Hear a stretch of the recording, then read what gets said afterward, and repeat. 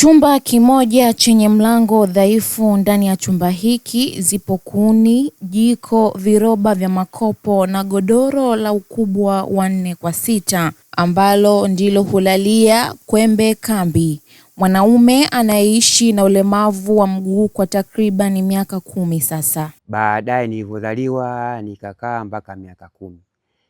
Sasa baada ya kukaa miaka 10 nilikuwa naumwa, mama akanipeleka hospitali. Hospitali kule wamenidunga sindano.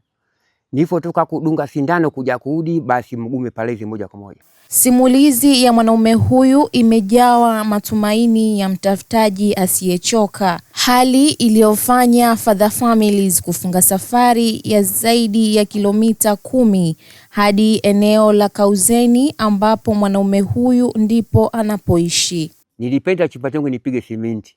Kwa hiyo ningekuwa na hela zaidi, ningejenga chumba kingine kabisa cha kukaa mwenyewe.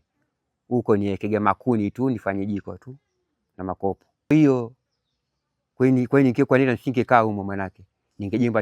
Ningejenga chumba kingine safi, ningekuwa nakaa mwenyewe. Kwa ningefanya jiko tunapikia. Mwaka 1986 akiwa na umri wa miaka 10, Kwembe alipatwa na ugonjwa wa polio, ugonjwa ambao ulibadilisha historia ya maisha yake kutoka hali ya uzima hadi kuwa mlemavu. Jina langu Kwembe Kambi. Zamani kabla mama hajafa nilikuwa mkulima. Mama baada alivyokufa mwenyewe kachukua mashamba yake. Kwa hiyo mimi hela kukudishia shamba lingine nikawa sina. Ndio nilipokosa ajira sasa. Kwa hiyo nilikuwa nategemea mahitaji ya mdogo wangu. Sasa mahitaji ya mdogo wangu ndio hiyo tena. Siku nyingine hana kitu naye kwa sababu ana familia mjini. Ndio sasa ndio nikawa naona wenzangu kutoka mjini wanaokota makopo kule. Ndio nikamsimamisha jamaa mmoja wa makopo, bwana mimi niokote makopo. Kaniambia okota basi tuje tukupege ila kidogo utumie nawe. Kwa hiyo mimi nikawa naokota naweka, yule jamaa mjini akeja namleta huku ananipa hela. Na kuhusu ulemavu nilizaliwa mzima kwa mama. Baadaye nilivyozaliwa nikakaa mpaka miaka 10. Sasa baada ya kukaa miaka 10 nilikuwa naumwa, mama akanipeleka hospitali. Hospitali kule wamenidunga sindano. Nilipotoka kudunga sindano kuja kurudi, basi mguu umepalezi moja kwa moja. Kwa hiyo sasa kipindi hicho na miaka 10 umepalezi. Kwa hiyo sasa mama akahangaika na madawa, umepona mguu mmoja umekataa moja kwa moja. Kwa hiyo sasa baada ya kupata ulemavu nikawa natambaa hivi kwa mikono. Kwa sababu mazoezi ya kutembea na mti ikawa bado sijazoea. Kwa hiyo mama akaanza mazoezi sasa. Kunilazimisha kutembea na fimbo hii. Katembea na fimbo, tembea na fimbo. Baadaye ndo nikazoea ndo nikazoea kutembea na mti. Kwa wakati wote huo alikuwa akiishi na mama yake mzazi ambaye hakuwa tu mtu wa karibu kwake, bali alimchochea kufanya kazi ili kumuondolea utegemezi kama mtoto wa kiume. Kipindi mama yupo hali yangu ilikuwa safi kwa sababu mashamba nilipanda miwa. Kwa hiyo nilikuwa nauza miwa utakuta 200,000, 300,000 mkodishia mtu. Kwa hiyo matumizi madogo ilikuwa safi kidogo, nilikuwa napata mahitaji. Umeona bwana? Kwa hiyo ilikuwa rahisi napata chakula. Lakini sasa baada ya mama kufa kunyang'anya mashamba, kweli na chakula nikawa sikipati vizuri. Chakula nikawa sipati kizuri. Ndio hiyo sasa siku nyingine mdogo wangu hana makopo, siku nyingine makopo haja mdogo wangu hana. Basi tena ndio hivyo zakawa kuna shina la muhogo. Na ng'oa shina la muhogo na chemsha na kula na lala. Ni takribani miaka 5 sasa tangu amzike mama yake mzazi. Mwenyewe anasema tangu ampoteze mama yake Hali yake ya maisha imezidi kugubikwa na changamoto. Kwa ujumla maisha yangu mpaka sasa hivi hajanyoka, kwa sababu kulingana na sipati pesa nyingi. Ina maana pesa ingekuwa nyingi na mimi hata chumba changu nipenda nipige simenti ndani, ningenunua bati, kwa sababu bati kidogo zinavuja hizi, umeona bwana na mimi nipate makochi. Lakini sasa kwa sababu hela ndogo, siwezi nikafikiria kochi, kitanda. Hela ndogo inatosha chakula. Sasa kuiwekeza siwezi, kwa sababu makopo yenyewe mwezi mzima ndo nipate shilingi 5,000.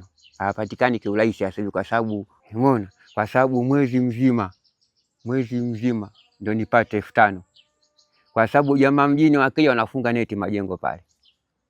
Nadhani hata mama yule anawaonaga pale, wakiondoka neti 3 zinajaa kwenye gari.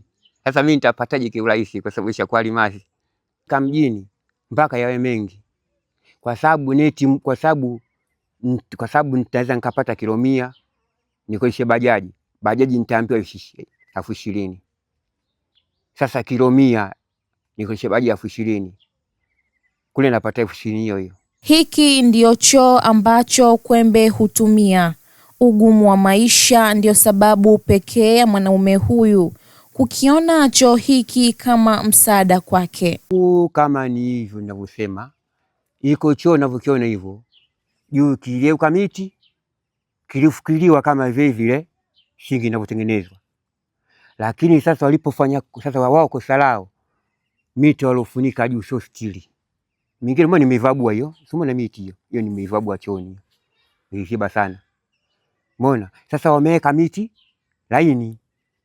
Sasa si ukifukia miti laini na udongo wa juu, mtu anakula miti hiyo, ndiko kilichosababisha.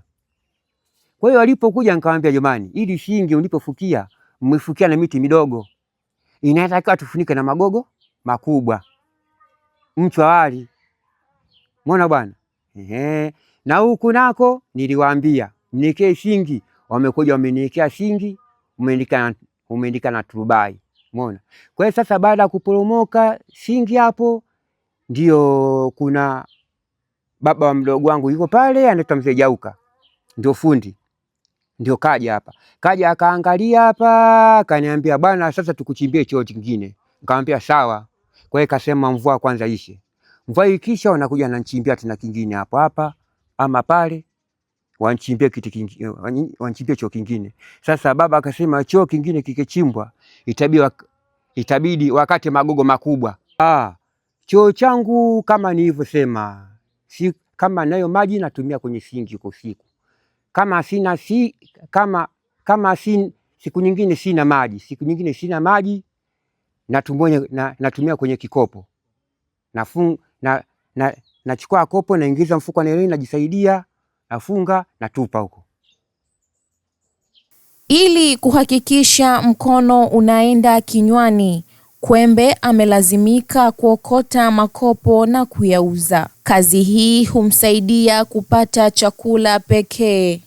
Mpaka sasa hivi mtu akiniuliza nasema jina langu makopo.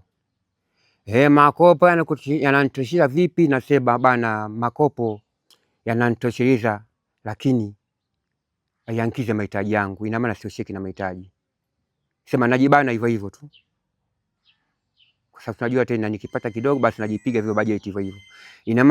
Ina maana naweza nikaamka nikakaa kutwa mpaka asubuhi bila kula. Usiku ndio utakuta kama ninacho kidogo hata robo napika. Ina maana siku nyingine na hali robo naokota makopo kwanza asubuhi, usiku nikirudi napika angalau robo na kula. Amna kama kiangazi sina unga na ngwashi na muogo nachemsha na kula. Matamanio ya Kwembe ni kuona hali ya maisha yake inakuwa bora. Anatoka katika chumba hiki na kupata makazi bora yatakayomwezesha kuishi kwa furaha. Mimi siwezi nikijamulia cha kunisaidia, kwa sababu walemavu tuko wengi. Ili mimi kama mimi kwa mtu anapojitokeza mimi anachonipa mimi asante. Labda wakati anaponiona nipo kwenye makopo, kama atajisikia huruma atanifikiria yeye, lakini mimi sina jinsi wa kusema serikali nisaidie nini, kwa sababu kuna walemavu wenzangu kule, nadhani wanauliza, wanaongea na mimi, weshawahi kuongea nadhani nao, tunataka hiki, wengine tunataka hiki, lakini naona wenzangu vitu hivyo katika maongezi wengine hawajapata nadhani. Sasa na mimi kuongea sana, naona kama wenzangu wale pale wakiwa wanaongea tunapenda hiki tuendelee, afu hawapati. Basi mimi naendelea na makopo tu. Jamii inayomzunguka kijana huyu inaona ni vyema akasaidiwa kutokana na changamoto za maisha anazopitia. Maria Noeli ni mkazi wa kijiji cha Kauzeni, kata ya Kauzeni. Mimi huyu Kwembe namfahamu, kwanza anakaa ni karibu na jirani na mimi kwenye sehemu yangu ya biashara langu, ndipo anapokujaga kuweka kama kambi kwa ajili ya kuokota makopo. Sasa kwa changamoto hii huwa anasaidiwa na wananchi mbalimbali wenye moyo, wanamsaidia kwa vitu vichache tu, labda kumpa kama chakula. Sasa kile chakula kinakuwa hakikidhi, kinakuwa labda cha siku moja au siku mbili. Vile na mwenyekiti wake wa mtaa huwa anajitahidi sana kumsaidia, lakini kwa kweli inakuwa haikidhi, kwa sababu unamsaidia tu kwa dharura, sio kama vile unavyoweza kufanya katika familia yako. Kwa hiyo nilikuwa naomba Watanzania, kama kutakuwa na uwezekano, ana changamoto sehemu anayoishi, mazingira anayoishi, nyumba ile, mlango, na apate kitu ambacho cha kumsaidia kuweza kupata riziki ya kila siku, kwa sababu hii kazi ya kuokota makopo kulingana na ulemavu wake, yani anapata ni kidogo sana. Kwanza anaokota kwa muda mrefu, alafu hela yake inakuwa ni ndogo. Mtazamaji wa Families Media, usisite kumsaidia kijana Kwembe, kwani kutoa ni moyo na si utajiri. Jina langu ni Sabitina Ali.